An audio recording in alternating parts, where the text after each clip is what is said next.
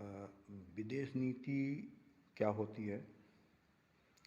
और उसके निर्धारक तत्व कौन कौन से होते हैं और कोई राष्ट्र किन उद्देश्यों को ध्यान में रख करके अपनी विदेश नीति का निर्माण करते हैं। सबसे पहले हम ये समझने का प्रयास करेंगे कि विदेश नीति आखिर होती क्या है। पूरे विश्व जगत में सैकड़ों देश रहते हैं और प्रत्येक देश अपने और अपने नागरिकों के हितों को ध्यान में रख करके दूसरे राष्ट्रों के साथ अपने संबंधों का निर्माण करते हैं और अपने राष्ट्रीय हितों को ध्यान में रखते हुए वो प्रयास करते हैं दूसरे राष्ट्रों को अपनी विचारधारा, अपने आचरण से प्रभावित करने का। इन सब प्रयासों को ही हम विदेश नीति कहते हैं। ऐसे प्रयास, ऐसे सिद्धांत, ऐसी नीतियाँ, ऐसा हमारा आचरण, एक राष्ट्र का आचरण, दूसरे राष्ट्र के प्रति आचरण, प्रयास, सिद्धांत, नीतियाँ, विचारधाराएं, इन सारे समुच्चय को हम विदेश नीति कहते हैं। नॉर्मन हिल ने भी यही परिभाषा दी है कि एक राष्ट्र बहुत से प्रयास करता है दूसरे राष्ट्रों के प्रति अपने आचरण को स्थापित करने के लिए, और इन सारे प्रयासों को हम विदेश नीति कहते हैं। एक राष्ट्र दूसरे राष्ट्र के साथ व्यवहार करते समय जिन सिद्धांतों का पालन करता है, जिस आचरण या व्यवहार को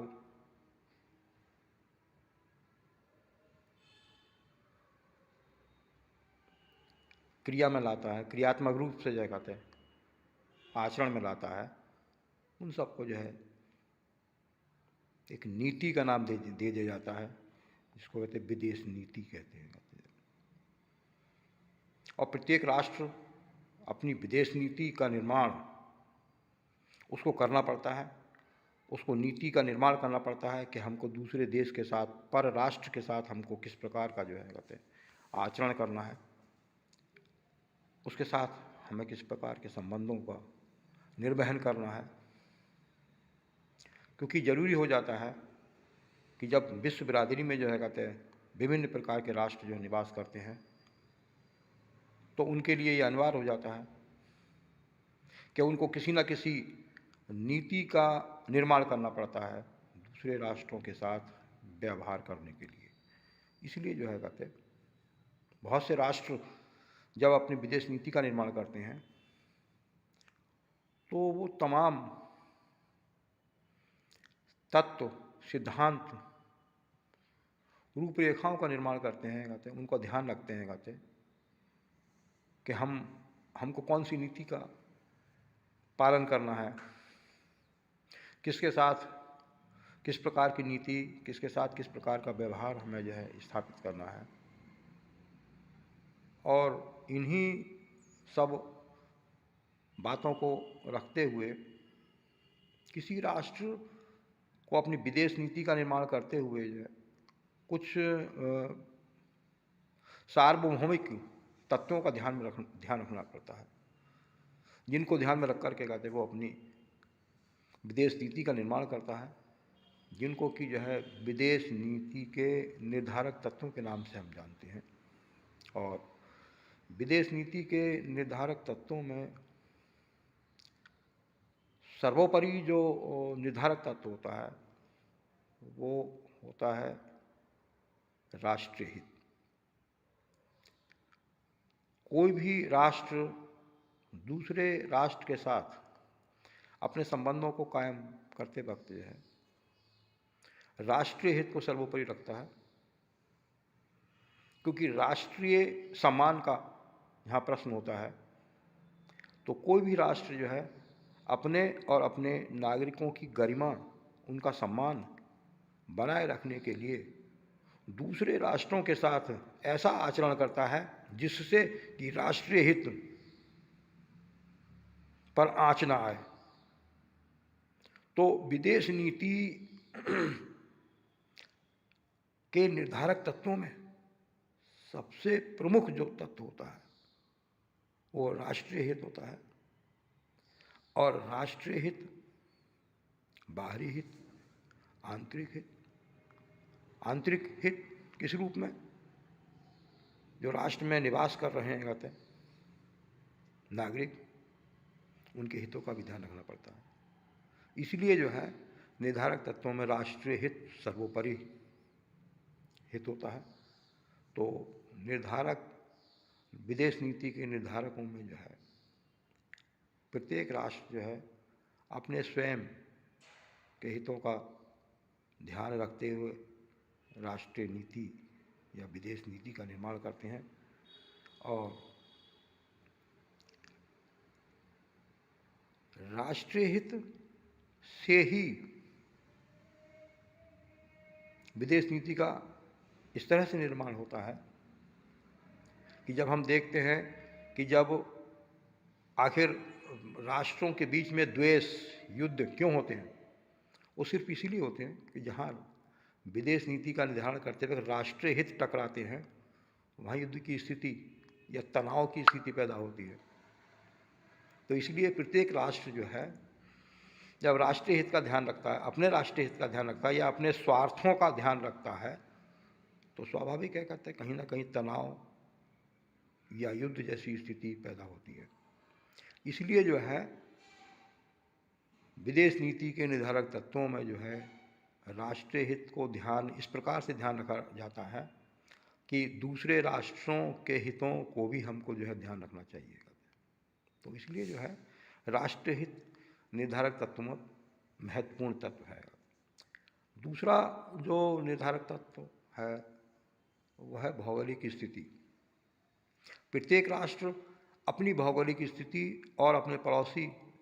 देशों की भौगोलिक स्थिति को ध्यान में रख करके विदेश नीति का निर्धारण करते हैं। भौगोलिक स्थिति से अर्थ हमारा ये हो जाता है कि जैसे भारत और पाकिस्तान, भारत चीन की जो भौगोलिक स्थिति है, जो सीमाओं का विभाजन होता है, वो प्राकृतिक रूप से पहाड़ है, नदी है, जंगल है, उनसे विभाजन तय होता है। और कुछ राष्ट्र ऐसे होते हैं जहाँ पर कि भौगोलिक विभाजन इस प्रकार से होता है कि शहर और आबादी, कस्बे, गांव वो बिल्कुल आमने सामने होते हैं और उनका सीमांकन किया जाता है, बाकायदा उनका सीमांकन किया जाता है। और सीमांकन करके जो है कहते हैं उन पर जो है कटीले तार या जो है दीवार खड़ी की जाती है कहते हैं, और तब उनका विभाजन किया जाता है। तो इस प्रकार की जो भौगोलिक स्थिति जहाँ पर राष्ट्रों के बीच होती है, वहाँ पर आमने सामने के संबंध, उनके नागरिकों के संबंध आमने सामने के होते हैं, तो वहाँ पर तनाव भी पैदा होने का भय रहता है और संघर्ष का भी भय रहता है। तो इसलिए जो है कहते हैं किसी भी राष्ट्र को अपनी विदेश नीति का निर्माण करते वक्त जो है अपनी भौगोलिक स्थिति का भी ध्यान रखना पड़ता है।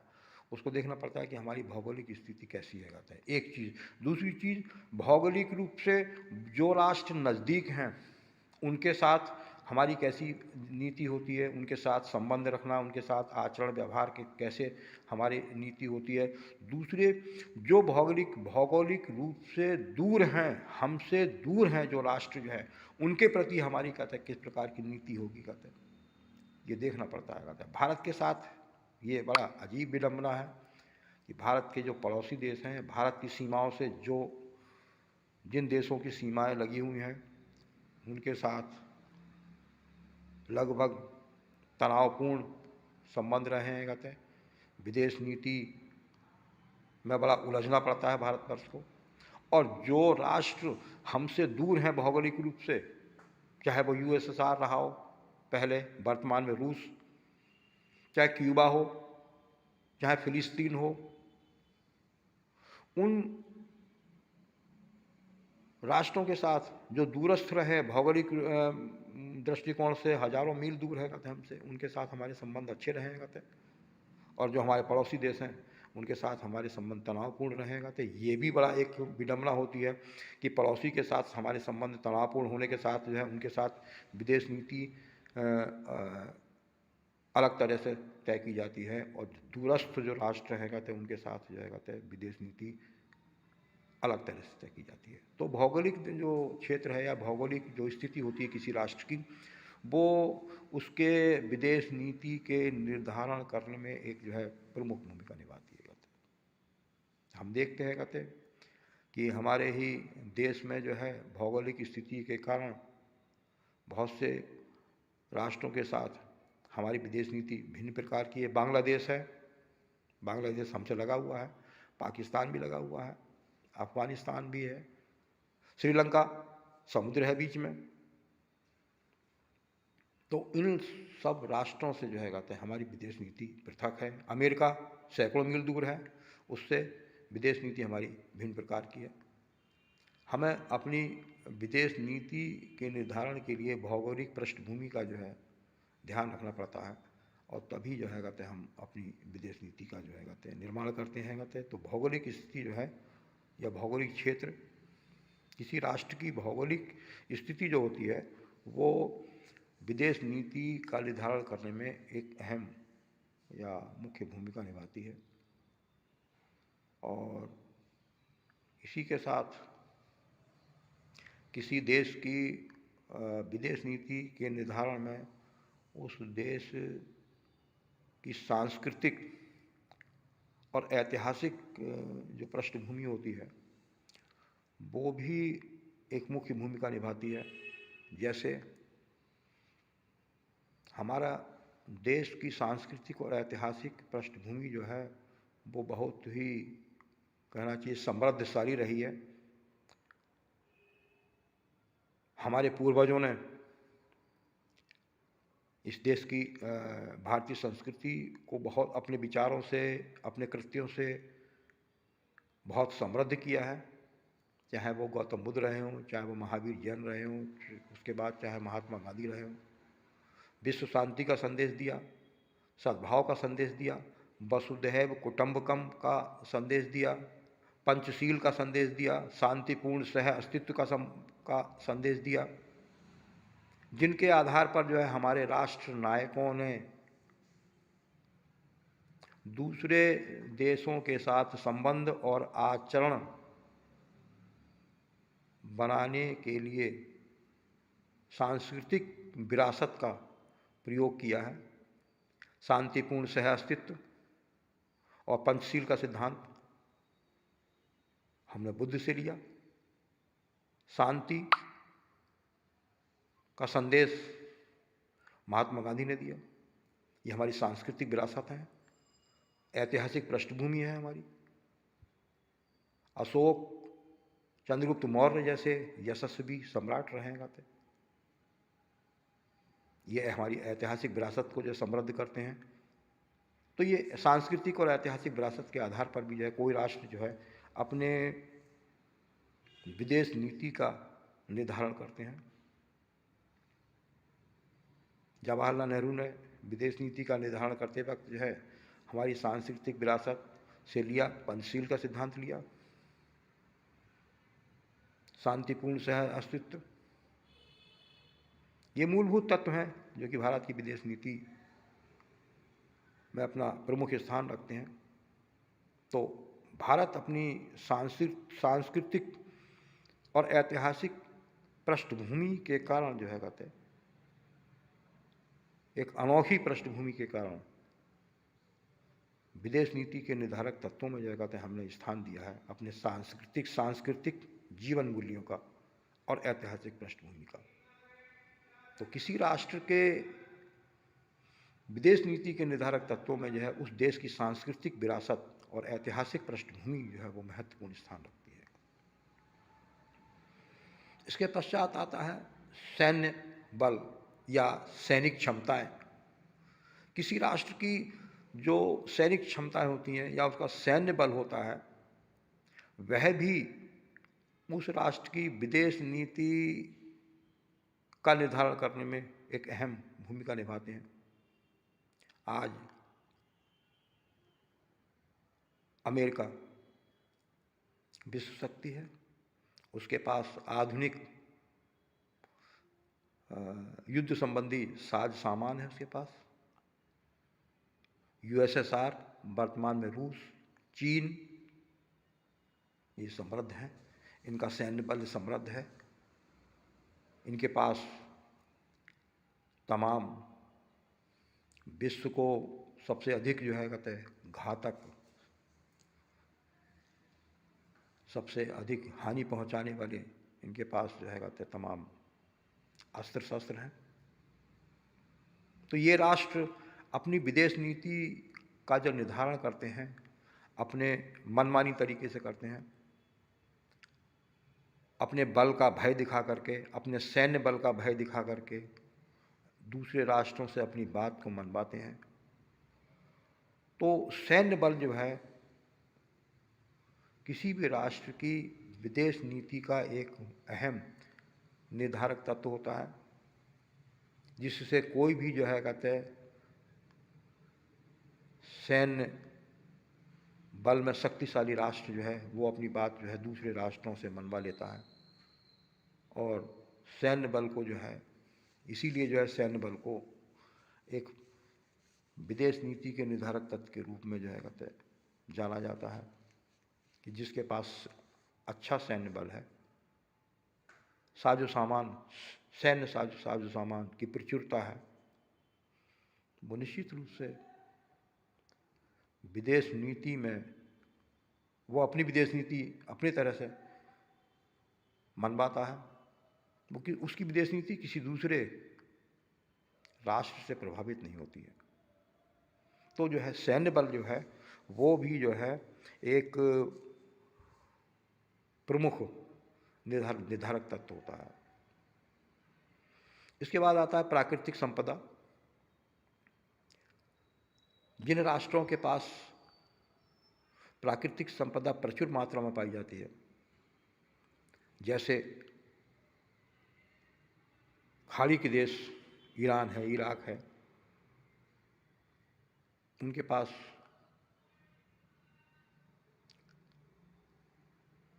कच्चा तेल प्रचुर मात्रा में पाया जाता है और पूरे दुनिया के लिए कहते जो है वो औद्योगिक गति को चलाने के लिए या उद्योगों का पहिया चलाने के लिए कहते पूरी दुनिया के देशों को जो है कहते वो तेल की सप्लाई करते हैं। इसलिए प्रत्येक राष्ट्र अपनी विदेश नीति का निर्धारण करते वक्त जो है इस बात का ध्यान रखते हैं कहते कि जिन राष्ट्रों से हमारे औद्योगिक संबंध जो है संचालित होते हैं, जिन राष्ट्रों के कच्चे माल से हमारे औद्योगिक कल कारखाने संचालित होते हैं, उनके साथ हमारे संबंध मधुर होने चाहिए। तो प्राकृतिक रूप से जो संपन्न है या प्राकृतिक संपदा जिनके पास भरपूर है, उन राष्ट्रों को जो है अपनी विदेश नीति का निर्माण करने में जो है प्राकृतिक संपदा जो है कहते बहुत बड़ा अहम भूमिका अदा करती है, जिसके कारण जो है वो अपने विदेश नीति का निर्धारण करते हैं। वो कि उनकी विदेश नीति किसी दूसरे राष्ट्र से प्रभावित नहीं होती है, जबकि वो दूसरे राष्ट्रों की विदेश नीति को प्रभावित करते हैं, क्योंकि उनको पता है कहते हैं कि हमारे पास जो प्राकृतिक संपदा है, हमारे पास जो प्राकृतिक जो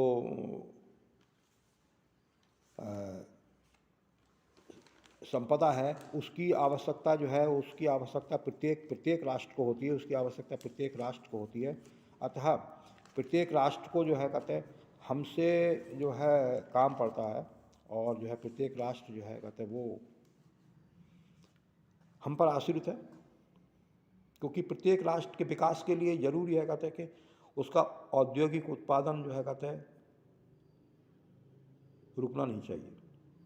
इसलिए जो है प्राकृतिक रूप से जो संपन्न राष्ट्र हैं वो दूसरे राष्ट्रों के साथ मनमाने तरह से जो है कहते विदेश नीति का निर्माण करते हैं कहते हैं, और विदेश नीति को प्रभावित भी करते हैं। तो कहना होगा कि विदेश नीति के निर्धारक तत्वों में किसी राष्ट्र की प्राकृतिक संपदा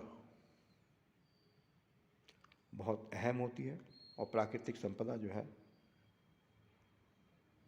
से जो संपन्न राष्ट्र हैं वो वास्तव में जो है कहते हैं किन्हीं ना किन्हीं रूप में जो है वो ताकतवर होते हैं। तो ये प्राकृतिक संपदा जो है किसी राष्ट्र के लिए प्रत्येक रूप से संपन्न बनाती है, औद्योगिक रूप से भी और आर्थिक रूप से भी संपन्न बनाती है प्राकृतिक संपदा। तो ये जो है एक निर्धारक तत्वों में प्रमुख तत्व होता है। इसके पश्चात आता है विदेश नीति के निर्धारक तत्वों में उस राष्ट्र की विचारधारा, उस राष्ट्र के सार्वजनिक जीवन में किस विचारधारा का जो है तत्व प्रबल है। कुछ राष्ट्र पूंजीवादी विचारधारा के हैं, कुछ राष्ट्र साम्यवादी विचारधारा के हैं, कुछ राष्ट्र इसके बीच की विचारधारा जैसे समाजवादी विचारधारा या तानाशाही विचारधारा के भी हैं, जहाँ पर कि जो है ये विचारधारा उनके राष्ट्र प्रमुखों या संविधान के द्वारा या वहाँ के व्यक्तियों की जो है रुझान के आधार पर जो है कहते हैं वहाँ पर ये विचारधारा विकसित हो जाती है, और ये विचारधारा उस राष्ट्र की विदेश नीति का निर्माण करने में जो है एक महत्वपूर्ण भूमिका अदा करती है। क्योंकि समाजवादी जैसे समाजवादी है या साम्यवादी है या पूंजीवादी विचारधारा है, इस विचारधारा पर चलने वाले राष्ट्र जो हैं वो अपनी ही विचारधारा वाले के साथ जो है मित्रतापूर्ण व्यवहार करते हैं, और जहाँ मित्रता विकसित हो जाती है वहाँ पर स्वाभाविक है कि विदेश नीति जो है उनकी विदेश नीति भी जो है कहते हैं आपस में एक जो है कहते हैं विचारधारा की समझ के आधार पर जो है कहते हैं स्थापित होती है, विकसित होती है। तो इसलिए जो है कहते हैं विचारधारा किसी भी राष्ट्र के जो है कहते हैं कि विदेश नीति के निर्माण में जो है कहते हैं विचारधारा का प्रमुख रोल होता है। जैसे अमेरिका पूंजीवादी राष्ट्र है, व्यापारिक राष्ट्र है, जहाँ पर उसके पूंजीगत और व्यापारिक हित साधते हैं उन राष्ट्रों के साथ जो है अपनी विदेश नीति वो उसी प्रकार की बनाता है। साम्यवादी या समाजवादी विचारधारा वाले जो राष्ट्र हैं जो पूंजी की उपेक्षा करते हैं, पूंजीवाद की उपेक्षा करते हैं कहते हैं, उनके साथ जो है कहते हैं उसके संबंध जो है कहते हैं अच्छे नहीं बन पाते हैं। तो इसलिए जो है विदेश नीति के निर्धारक तत्वों में एक अहम रोल होता है कहते हैं उस राष्ट्र की विचारधारा का, कि उस राष्ट्र की विचारधारा जो है वो किस प्रकार की है और किस प्रकार की विचारधारा जो है राजनीतिक विचारधारा, सामाजिक विचारधारा या आर्थिक तत्वों के आधार पर जो किस प्रकार की विचारधारा है, ये एक अहम मुद्दा होता है जिसके आधार पर जो है कहते कोई राष्ट्र अपनी विदेश नीति का निर्धारण करता है। उसके बाद आता है कि कोई भी राष्ट्र में जो राष्ट्र प्रमुख होता है उसके व्यक्तित्व का बहुत अहम रोल होता है विदेश नीति के निर्धारण में। किसी भी राष्ट्र के प्रमुख, जैसे हमारा देश 1947 में आज़ाद हुआ, उसके बाद प्रथम प्रधानमंत्री जवाहरलाल नेहरू बने, विभाजन हुआ, पाकिस्तान में मोहम्मद अली जिन्ना, दोनों की विचारधारा में अंतर था, दोनों के व्यक्तित्व में अंतर था। हम जहाँ देखते हैं कि जवाहरलाल नेहरू का व्यक्तित्व एक विराट व्यक्तित्व था, जिन्ना कहा जाता है कि तथाकथित रूप से जो है सांप्रदायिक सोच के थे, ठीक है, उनका व्यक्तित्व जो है विराट नहीं था, लेकिन नेहरू जी का व्यक्तित्व विराट था और उनके व्यक्तित्व ने विश्व राजनीति पर प्रभाव भी डाला। हालांकि कुछ मामलों में जो है वो फेल हुए, लेकिन फिर भी उनकी अपने व्यक्तित्व ने जो है कहते प्रभाव डाला और हमारे देश की विदेश नीति के निर्धारण में नेहरू जी के व्यक्तित्व का बहुत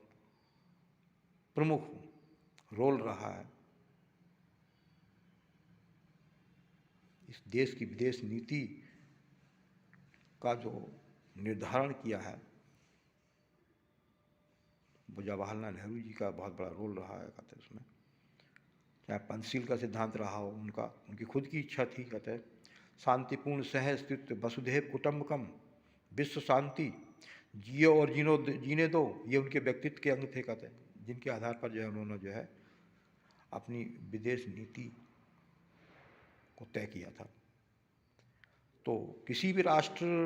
प्रमुख का जो व्यक्तित्व होता है वो उस राष्ट्र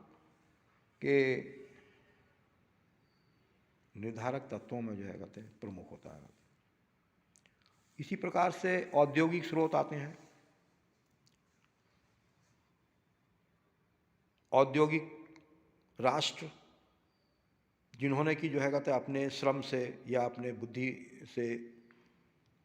या अपने बुद्धि बल से जो है अपने कच्चे माल के आधार पर जो है औद्योगिक स्रोतों का विकास किया है और उसके आधार पर जो है वो पूरे विश्व में छा जाते हैं कहते। जैसे आज चीन है, चीन है, अमेरिका है, जापान है, कोरिया है। कोरिया एक छोटा सा राष्ट्र है, बहुत सी चीज़ों का निर्माण करता है। चीन है, सस्ती वस्तुओं का जो है कहते निर्यात करता है, उसको अपने औद्योगिक माल को खपाने के लिए बाजार चाहिए। जब बाजार चाहिए तो उसी बाजार को ध्यान में रख कर के कहते वो अपने विदेश नीति का निर्माण करता है ताकि हमारे औद्योगिक हित सधते रहें और दूसरे राष्ट्र की जो आवश्यकता है, जो वस्तुओं की आवश्यकता है, वो उसकी पूर्ति होती रहे कहते हैं, हमारा भी हित सधता रहे और उसकी भी कहते हैं औद्योगिक माल की पूर्ति होती रहे। इन चीज़ों को ध्यान में रख कर के जो है कहते हैं बड़े बड़े जो औद्योगिक स्रोतों से संपन्न राष्ट्र हैं कहते हैं या औद्योगिक इकाइयों से या उद्योग के क्षेत्र में संपन्न राष्ट्र हैं कहते वो लोग जो है कहते अपनी विदेश नीति के निर्धारण में जो है कहते इस बात का खास ध्यान रखते हैं कहते और इसी तत्व के आधार पर जो है कहते वो अपने विदेश नीति का जो है कहते निर्माण करते हैं कहते। तो ये ऐसे तत्व हैं जो कि बहुत से राष्ट्रों की विदेश नीति का जो है कहते निर्धारण करते हैं। इसी में एक तत्व आ जाता है कहते बहुत से विभिन्न संगठन भी जो है कहते हैं किसी राष्ट्र को प्रभावित करते हैं। जैसे सैन्य संगठन है, व्यापारिक संगठन है, सीटो है, नाटो है, ओपेक है, G8 है, ग्रुप 8। तो ये कुछ क्षेत्रीय संगठन होते हैं जो कि जो है सार्क है हमारे यहाँ, जो उन संगठनों में एक साथ जो काम करने वाले राष्ट्र जो होते हैं, जो उन संगठनों के जो सदस्य राष्ट्र होते हैं वो अपनी विदेश नीति को जो है कहते हैं दूसरे अपने सहयोगी संगठनों को ध्यान में रख कर के अपनी विदेश नीति का निर्माण करते हैं और अपने सहयोगी राष्ट्र का प्रमुख ध्यान रखते हैं कहते हैं कि उसकी आवश्यकता क्या है और हमारी आवश्यकता क्या है। तो सैन्य संगठन और व्यापारिक संगठन शैक्षिक संगठन, ये भी जो है कहते हैं किसी राष्ट्र की विदेश नीति के निर्धारक तत्वों को जो है कहते हैं प्रभावित करते हैं, निर्धारक तत्वों में स्थान रखते हैं कहते हैं, या उसकी विदेश नीति के निर्माण में जो है कहते हैं एक प्रमुख भूमिका अदा करते हैं। और इस प्रकार से जो है कहते हैं ये राष्ट्रीय हित है, सैन्य बल है, विचारधारा है, राष्ट्र प्रमुखों का व्यक्तित्व है, ये विदेश नीति के निर्धारक तत्वों में जो है कहते हैं अहम स्थान रखते हैं। इसके बाद कोई राष्ट्र अपनी विदेश नीति का निर्माण करते वक्त जो है खास तौर से किन उद्देश्यों को सामने रखता है। जब हम विदेश नीति के उद्देश्य देखते हैं तो उनमें सबसे बड़ा जो पहला आता है कि देखिए, जब व्यक्ति स्वार्थी होता है तो राष्ट्र भी स्वार्थी होते हैं, क्योंकि व्यक्तियों से ही राष्ट्र बनता है। प्रत्येक व्यक्ति जो है कहते स्वार्थी होता है, पहले वो अपना हित देखता है। तो प्रत्येक राष्ट्र जो है वो विदेश नीति का निर्माण करते वक्त जो है सबसे पहले अपने हित देखता है, या यूँ कहिए कि अपनी सुरक्षा देखता है, राष्ट्रीय सुरक्षा। जैसे एक पड़ोसी दूसरे पड़ोसी से जो है कहते हैं सुरक्षा के दृष्टिकोण से जो है कहते हैं उससे दोस्ती का हाथ बढ़ाता है, इसी प्रकार से राष्ट्र होते हैं, वो अपने राष्ट्रीय सुरक्षा का ध्यान में रख करके, राष्ट्रीय सुरक्षा का ध्यान में रख करके जो है कहते हैं वो किसी दूसरे राष्ट्र से जो है मित्रता का हाथ बढ़ाता है, वो उसको मित्र बनाना चाहता है कहते कि मेरा इससे राष्ट्रीय सुरक्षा का हित जो है कहते हैं सध जाएगा, इसलिए जो है कहते हैं मुझे इसके साथ मित्रवत व्यवहार करना चाहिए। तो इसलिए जो है विदेश नीति का एक प्रमुख उद्देश्य यही होता है कि प्रत्येक राष्ट्र जो है कहते हैं अपने राष्ट्रीय सुरक्षा और अपने राष्ट्र में निवास करने वाले व्यक्तियों की सुरक्षा को सर्वोपरि रखता है कहते हैं। तो सबसे पहला जो उद्देश्य होता है वो राष्ट्रीय सुरक्षा होता है। दूसरा उद्देश्य होता है आर्थिक सुरक्षा, क्योंकि आर्थिक गतिविधियों के बिना कुछ काम नहीं चलता। इसलिए प्रत्येक राष्ट्र जो है अपनी विदेश नीति का निर्माण करते वक्त सबसे पहले ये भी देखता है कहते उद्देश्य उसका ये होता है कहते कि आर्थिक सुरक्षा, मेरे आर्थिक हित सधेंगे न सधेंगे, मेरे आर्थिक हितों की कितनी पूर्ति होगी। किसी राष्ट्र के साथ जो है अपने संबंध बनाने में जो है कहते मित्रता रखने में या शत्रुता रखने में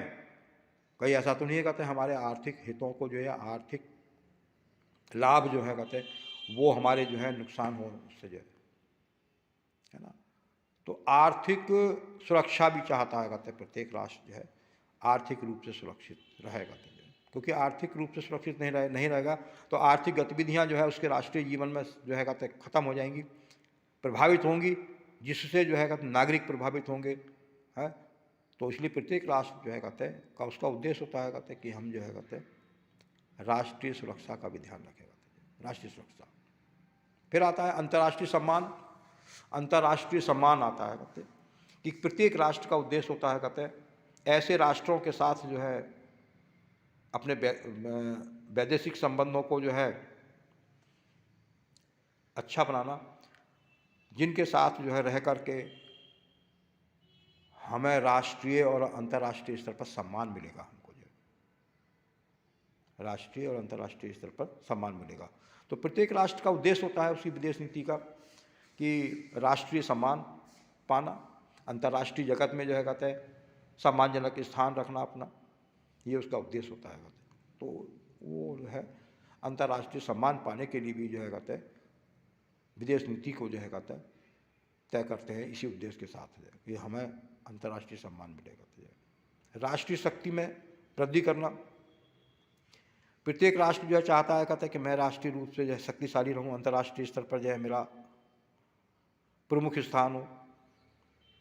तो प्रत्येक राष्ट्र जो है अपनी राष्ट्रीय शक्ति में भी वृद्धि चाहता है, हमारी राष्ट्रीय शक्ति वृद्धि हो, हमारे संसाधनों में वृद्धि हो, हमारे औद्योगिक उत्पादन में वृद्धि हो, ताकि जिसके माध्यम से कहते जो हम पूरे पूरे राष्ट्र, पूरे राष्ट्रीय जगत, पूरे अंतर्राष्ट्रीय जगत को जो है कहते हम प्रभावित कर सकें।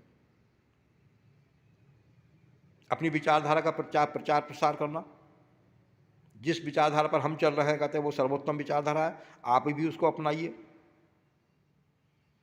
ये भी एक उद्देश्य होता है विदेश नीति का। इस उद्देश्य को भी ध्यान में रख करके कहते वो लोग अपनी विदेश नीति तय करते हैं कि हमारी विचारधारा सर्वोत्तम है। एक ज़माने में जो है चीन जो है कहते हैं वो ये कहता था कि हमारी विचारधारा सर्वोत्तम विचारधारा है, और हमारी विचारधारा जो है कहते हैं हमारी विचारधारा जो है वो प्रत्येक राष्ट्र को जो है कहते स्वीकार करनी चाहिए। साम्यवादी विचारधारा कल्याणकारी विचारधारा है, कहते हैं सबको साथ लेकर चलने वाली विचारधारा है, समावेशी विचारधारा है, और प्रत्येक राष्ट्र को जो है कहते हैं इस विचारधारा का अंगीकार करना चाहिए। प्रत्येक राष्ट्र को जो है कहते हैं इस विचारधारा पर जो है कहते हैं चलना चाहिए, इसका अनुसरण करना चाहिए, जिससे जो है कहते हैं अधिक से अधिक जो है लोगों का कल्याण होगा। चीन कहता था, यूएसएसआर भी यही कहता था कि साम्यवादी विचारधारा सर्वोत्तम है कहते हैं। तो वो लोग जो है कहते हैं अपने विदेश नीति का निर्धारण करने में उन देशों को सबसे अधिक प्राथमिकता देते थे जो देश उनकी विचारधारा का अनुसरण करते थे या अंगीकार करते थे कहते हैं। अपने ही जैसे विचारधारा वाले राष्ट्रों की दुनिया में वृद्धि करना, अपने विचारधारा के प्रभाव को बढ़ाना, ये उनका उद्देश्य होता है कहते हैं विदेश नीति का निर्माण करते वक्त। विदेश नीति का उनका उद्देश्य होता है कहते हैं, और यही काम अमेरिका का था। अमेरिका पूंजीवाद का संरक्षक था। अमेरिका जब पूंजीवादी विचारधारा का था तो वो कहता था कि पूंजीवाद होना चाहिए। तो प्रत्येक जो है राष्ट्र का जो है कहते हैं अपनी विचारधारा का जो है कहते हैं प्रचार प्रसार का जब उनका उद्देश्य होता है कहते हैं कि हम अपनी विचारधारा को जो है आगे बढ़ाएं और हमारी विचारधारा को जो है विश्व जगत में मान्यता प्राप्त हो, जिससे कि जो है कहते हैं हमारी विचारधारा को मान्यता प्राप्त हो। इसी आधार पर जो है कहते हैं विश्व शांति, प्रत्येक राष्ट्र चाहता है कहते हैं कि विश्व शांति, यदि शांतिपूर्ण तरीके से जो है कहते हैं सारे राष्ट्र जो है पूरी दुनिया में जो है शांतिपूर्ण तरीके से रहेंगे, तभी जो है व्यक्ति का विकास हो सकता है कहते हैं। तो इसलिए प्रत्येक राष्ट्र जो ये चाहता था कि हम अधिक से अधिक शांति और विश्व शांति में अपना योगदान दें, जिससे कि जो है कहते हैं हमारा मान सम्मान भी बढ़े और हमारे राष्ट्र को प्रशंसा भी मिले कहते हैं। तो प्रत्येक राष्ट्र का जो है उद्देश्य होता था विदेश नीति का कहते हैं कि हम जो है कहते हैं विश्व शांति को बढ़ावा देंगे, विश्व शांति को हम जो है बढ़ावा देंगे, और जिससे जो है कहते हैं हमारा जो है कहते हैं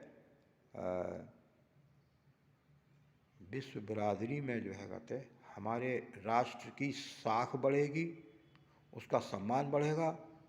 और विदेश नीति का यही सबसे बड़ा उद्देश्य होता है कि प्रत्येक राष्ट्र जो है कहते हैं